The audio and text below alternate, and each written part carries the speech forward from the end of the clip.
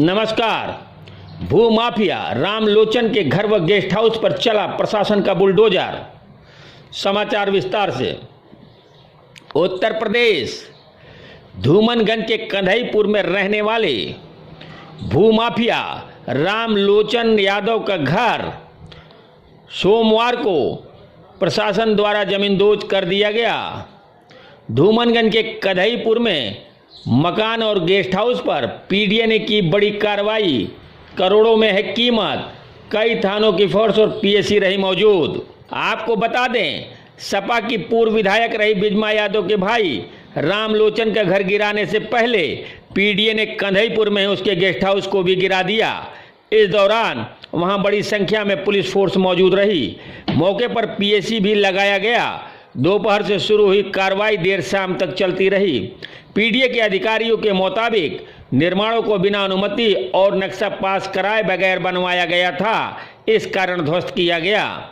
जिले के बड़े माफिया और बदमाशों के खिलाफ कार्रवाई के क्रम में सोमवार को रामलोचन यादव के कंधईपुर स्थित गेस्ट हाउस पर कार्रवाई की गई। 2000 वर्ग मीटर में बने गेस्ट हाउस में 2 मंजिला निर्माण कराया गया था, जिसमें 16 कमरे थे। जेसीबी ने गेट से 2 मंजिला निर्माण को ध्वस्त कर दिया। इसके बाद कंधईपुर में ही रामलोचन के आलीशान घर पर पीडीए की टीम पहुंची। वह मकान गैंगस्टर एक्ट के तहत सीज किया जा चुका था और यहां ताला लगा हुआ था।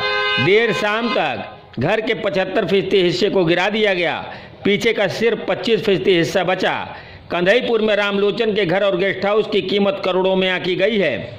पीडीए के ओएसडी सन शुक्ला ने बताया कि उसका गेस्ट हाउस के 3 ओर से चौड़ी सड़क है। 2000 वर्ग मीटर में बने गेस्ट हाउस को ही कीमत करोड़ों में होगी। इसके अलावा उसके आलीशान घर की कीमत भी कई करोड़ की होगी। जोनल अधिकारी आलोक पांडे ने बताया कि रामलोचन पर सरकारी जमीन कब्जा करने और बिना अनुमति के निर्माण करने का आरोप है। नक्शा पास कराए बिना निर्माण पर पीडीए पहले ही नोटिस जारी कर ध्वस्तीकरण का आदेश दे चुका था। सोमवार को पुराने आदेश का क्रियान्वयन किया गया। वहीं उसके घर में भी 30 कमरे हैं। अधिकारियों ने बताया कि कुल कीमत 17 करोड़ से ऊपर होगी। गेस्ट हाउस को गिराने में 6 जेसीबी और घर को गिराने में 4 जेसीबी का प्रयोग किया गया। वहीं जब से भूमाफिया घोषित हुआ, रामलोचन फरार हो गया। सपा की पूर्व विधायक बिजमा का भाई रामलोचन भूमाफिया घोषित होने के बाद से ही फरार चल रहा है। उस पर धूमनगंज कैंट और करैली के अलावा कौशाम्बी के पिपरी थाना क्षेत्र में 39 मुकदमे दर्ज हैं। कैंट थाने में उसकी हिस्ट्री शीटर खोली गई है।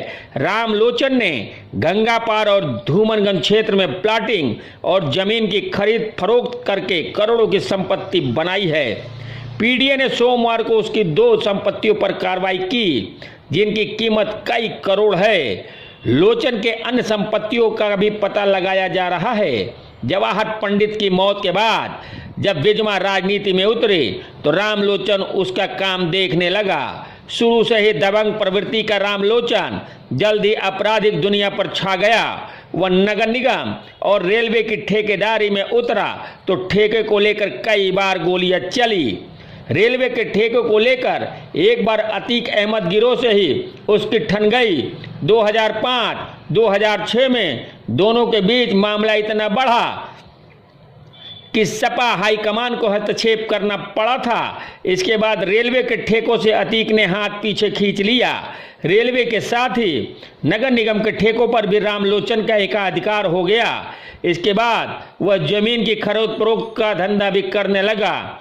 गंगा पार और धूमनगंज क्षेत्रों में जमीन के धंधे में उसने खूब दौलत बटोरी। उसका गिरोह विवादित जमीनों पर हस्तक्षेप करने लगा। धूमनगंज, पिपरी, करैली और कैंट में उसके खिलाफ 39 मुकदमे दर्ज हैं। उसकी हिस्ट्री शीटर कैंट में खोली गई है। 2017 में भाजपा सरकार ने भूमाफिया की सूची तैयार की, जिसमें 8वें स्थान पर रामलोचन का नाम दर्ज था। इस सूची के जारी होने के बाद रामलोचन अंडरग्राउंड हो गया। ब्यूरो चीफ अतुल रस्तोगी, अल जजीरा न्यूज, प्रयागराज।